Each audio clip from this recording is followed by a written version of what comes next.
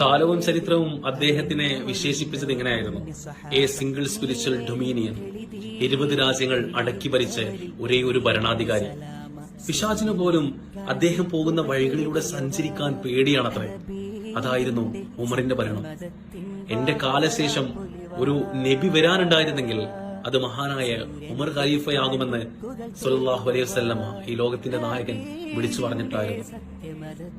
ഒരു ദിവസം ഉമറിന്റെ ഭരണകാലത്ത് ഉമറിന്റെ സന്നിധിയിലേക്ക് ഒരു വാദിയും പ്രതിയും കടന്നു വരുന്നുണ്ട്.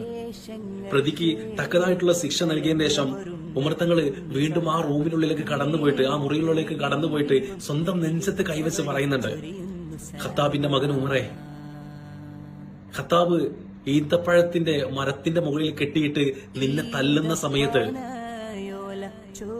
നിന്നെ രക്ഷപ്പെടുത്തിയത് പടച്ചോനായിരുന്നു. നിന്നെ ഒരുപാട് പ്രശ്നങ്ങളിൽ നിന്ന് വീണ്ടും വീണ്ടും കരകയറ്റി ഇസ്ലാമിന്റെ എല്ലാ വെളിച്ചവും കാണിച്ചു തന്നത് പടച്ചോനായിരുന്നു. നിനക്ക് സത്യവിശ്വാസം എന്താണെന്ന് മനസ്സിലാക്കി തന്നത് പടച്ചോനായിരുന്നു. ഇപ്പോൾ ഈ ഭരണം നിന്റെ കയ്യിൽ തന്നതും പടച്ചോനാണ്. നീ ഒരു പ്രതിക്ക് ശിക്ഷ നൽകി.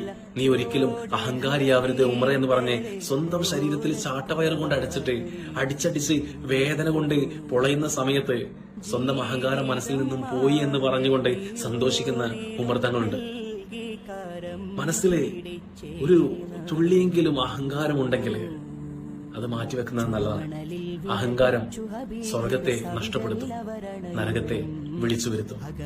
അഹങ്കരിക്കാൻ പാടില്ല, എന്ത് കാര്യത്തിലാണെങ്കിലും.